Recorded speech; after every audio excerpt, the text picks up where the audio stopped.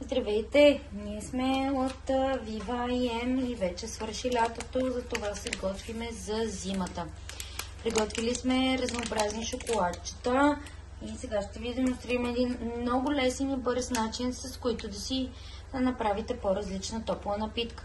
В чашата имаме топла вода, 200 мл, имаме пакетче, което сме си го отворили, изсипваме си пакетчето в чашата. Разбъркваме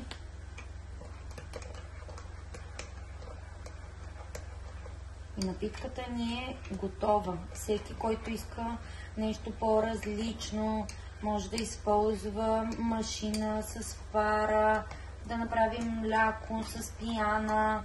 Шоколадчетата по принцип се ползват както във вода, така и в мляко. Подсладени са, нямат необходимост от допълнително захар. И съответно са с различни вкусове, с цел да се разнообрази гамата и да можете да опитвате различни вкусове всеки ден. Можете да видите колко бързо се разтвори шоколада и е готов за консумация.